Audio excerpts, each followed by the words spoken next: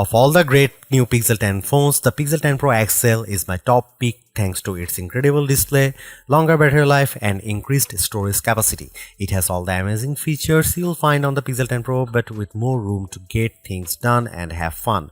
I see room for improvements, but the Pixel 10 Pro XL is the most satisfying, refined Android phone you can buy today. The Google Pixel 10 Pro XL is the Pixel phone to buy this year.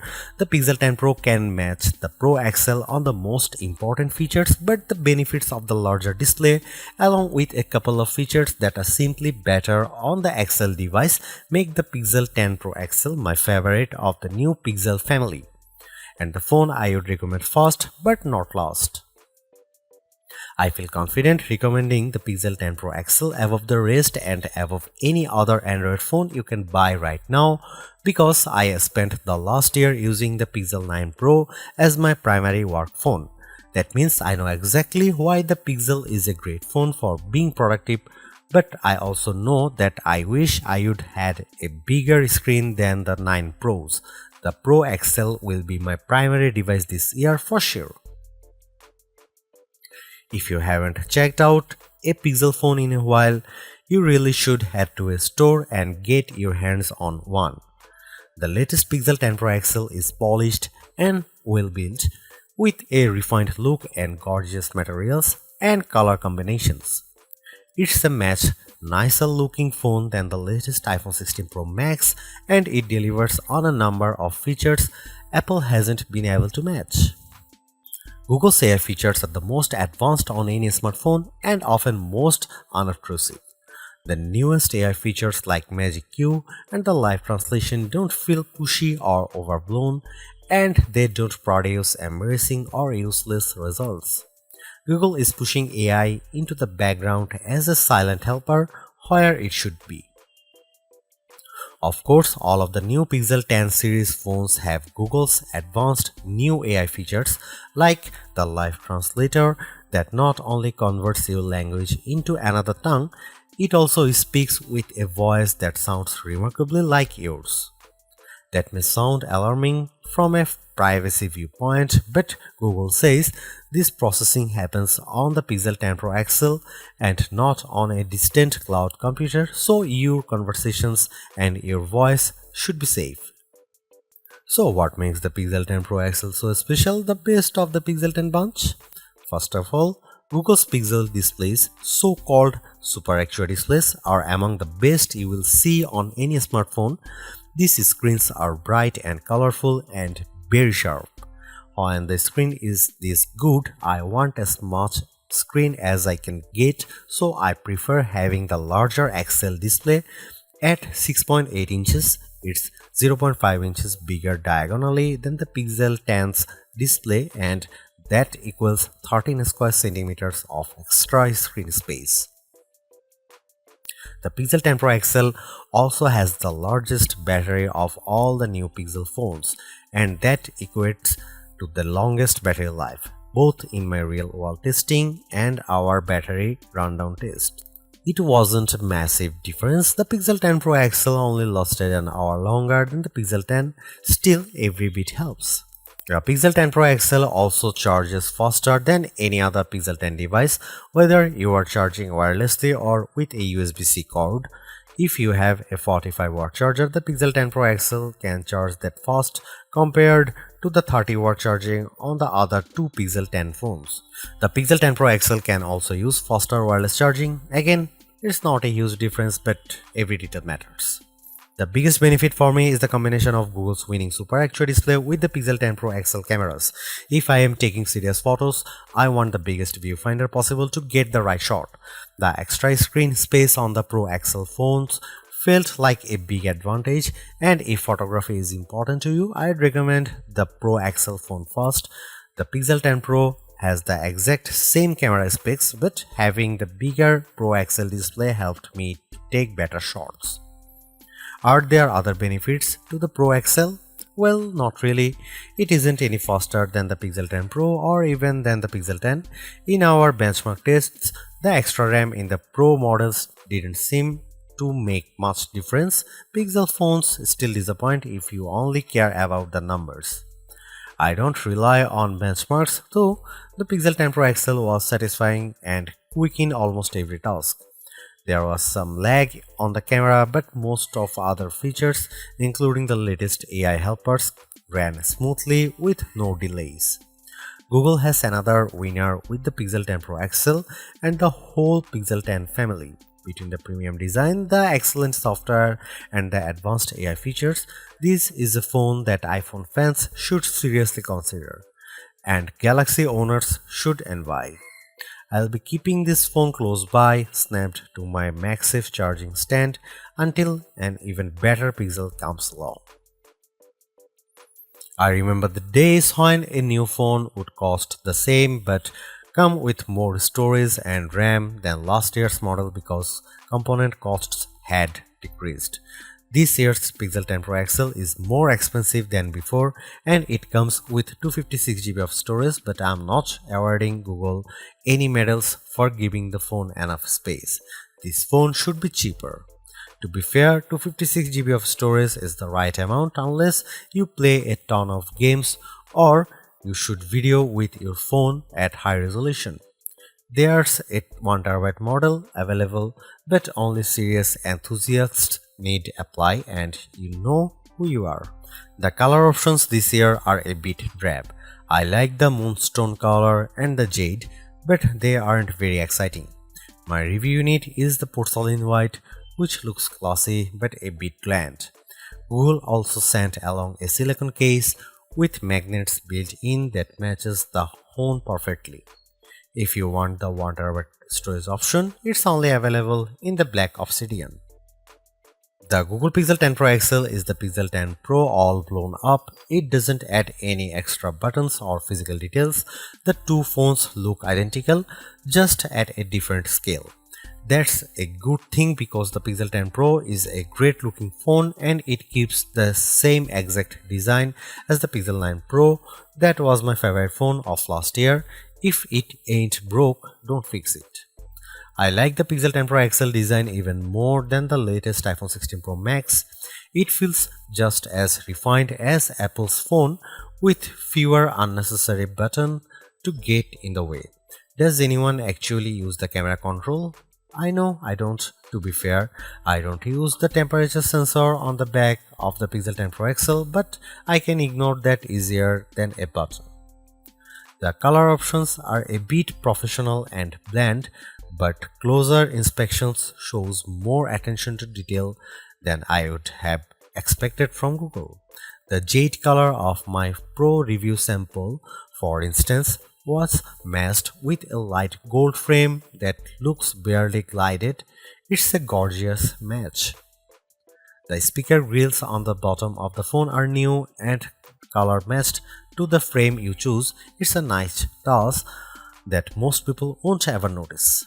I have no complaints about the Pixel 10 Pro XL design except that I would like to see more interesting color options. Google at least matches its phones perfectly with its silicone case colors, and like the Pixel 10 phones, the latest cases have magnets inside that secure a very strong connection to any Pixel Snap or MagSafe accessories you might buy. Wow, I was expecting to be pleased with the Pixel 10 Pro XL's display, but this phone somehow looks even better than I anticipated. Google's Super Actua displays are among the best you will find on any smartphone. For the past few years, Google's new Pixel displays have been dominant, topped only by Samsung's best Ultra screen, and this year hasn't been disappointing at all. The Pixel 10 Pro XL is a joy to use in any situation.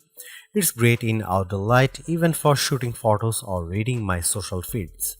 It's perfect for navigating in the car or on the street. It's a great phone for reading in the dark late at night or as a bedside lamp with the Pixel Snap screensavers. In fact, I like this display so much that I think it justifies paying more to have more of it.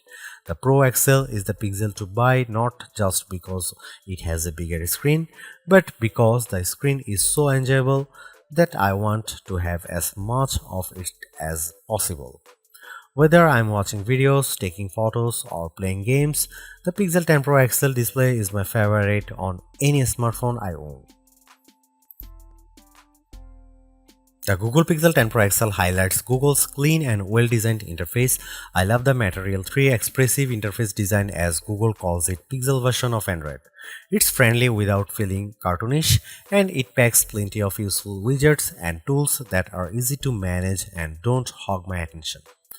With so much screen space, it was a joy to create AI wallpapers and populate my home screen with Google's sleek widgets. I let the phone set all of my icon and widgets colors to match my wallpaper, creating a unified theme, and the phone darkened the colors as the day went on, finally flipping to dark mode after sunset. That's the best of Pixel, a well-designed interface filled with just enough useful features to make the phone a tool you always want in your pocket. The Pixel 10 Pro XL will definitely remain my primary work phone after this review is published. It gives me simple customization and shortcuts that removes the clutter of apps from my home screen and surface just the information I need. I wish iOS was better at this. The Pixel 10 Pro XL also has some of the most useful AI features you'll find on a phone, and I am a big fan of Google's call screening tools. I can let Google AI answer when an unknown number calls, and it will give me a text transcript of whether my caller says, then I can decide whether to answer the call or not. This feature is only available on Pro Pixel models, and it's worth the upgrade if you take a lot of calls. Apple lets you make a contact card for yourself that will accompany your phone number when you share your details. Google lets you make the contact card for your contacts instead of having them do the work. That seems like a better solution since not everybody owns an iPhone and Apple's contact card don't work across platforms. Even Google's Daily Hub is more useful than other attempts I have seen. Samsung, Motorola, and now Google all offer a homepage for your personal information gathered and summarized by AI. On my Galaxy S25 Ultra, the now brief page has been useless at best and oddly flippant at worst.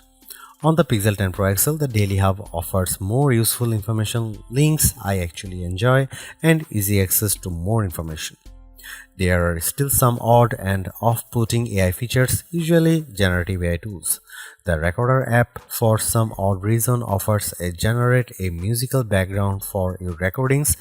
I don't really need a pop metal soundtrack for my business interviews. Thanks. Still, it's easy to ignore these oddities, and Google mostly doesn't shove its AI in your face. The Pixel 10 Pro XL and the Pixel 10 Pro have identical camera lenses and sensors, but I am calling the Pro XL the better camera phone because of the larger display and longer battery life. Both of those attributes are features that camera buyers look for, and they make a difference when shooting the pixels. The photos I got from the Pixel 10 Pro XL were fantastic, perhaps the best I have seen on any camera phone. The Pixel 10 Pro XL took photos with very accurate colors and plenty of details at every focal range. For night photography, it was no contest. The Pro XL took pics that looked like I had a professional flash gun attached, while the iPhone shots looked much darker and lacked focus. You can see plenty of AI help in the photos, but usually the results don't look fake or off-putting. The only downside to Pixel photography is Google's camera app. It's a nightmare. It's hard to use with settings that seem to conflict with each other. Adjust one setting like changing from 12 megapixel to 50 megapixel resolution, and a handful of other settings suddenly go dark without warning. Here you can see some camera samples of the new Google Pixel 10 Pro XL.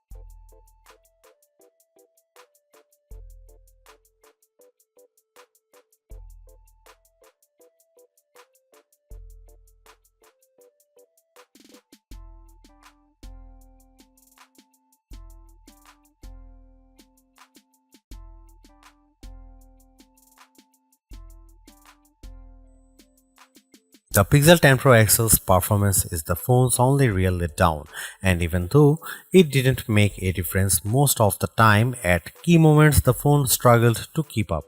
The gap between Pixel performance and the rest of the smartphone world isn't shrinking, it's getting bigger and uglier every year. The Pixel 10 Pro XL had no trouble navigating the Android menus and launching apps as quick as can be, but not every feature was so smooth. I had trouble in the camera app, especially when I changed to the higher 50 megapixel resolution. The camera sometimes stalled after I hit the shutter button and made me wait for a few moments until I could snap my next shot. That's a huge disappointment, and I don't know any other phone outside cheap bargain options that fails to perform basic tasks this manifestly. I can press the shutter button on my OnePlus 13 as fast as my finger can fly, and it never misses a beat, likely thanks to the Qualcomm Snapdragon 8 Elite chipset inside. Qualcomm has a superior platform this year, and phone makers who don't use the latest Elite options are being left behind in more ways than one. I no longer think the Tensor G5 is good enough for the Pixel 10 Pro XL. It isn't. It can't keep up with the latest Android software and features, and it's time for Google to rethink its platform strategy. Google's made a few but effective upgrades to the Pixel 10 Pro XL. It's a masterclass in efficiency, changing and improving just enough to stay almost the top of the pack in the most areas. The display's brightness is unmatched, and the camera's ultra-wide perhaps aside offer a balanced natural look that I can see a lot of people liking. It's unfortunate the Pixel 10 series is still the lowest powered of the flagship phones on sale today and lags behind its main rivals on battery efficiency. Hopefully, access to Google's latest AI tools makes up for that for anyone who decides to take the plunge, although perhaps give it a couple of months if this is your primary reason. Hopefully by then the seemingly incomplete Magic Q and the preview version of the camera coach will have been made whole. The Galaxy S25 Ultra may still be a better pick for you if you want more power and power efficiency from your phone. The Pixel 10 Pro may also be a better fit than the XL, considering you only sacrifice display size and battery life for a cheaper phone that's otherwise just as capable as its large sibling. But the Pixel 10 Pro XL is the most capable of competitive of Google's latest batch of phones. If you are buying a phone right now and want best-in-class software combined with top-tier hardware, this Pixel is probably the one to pick.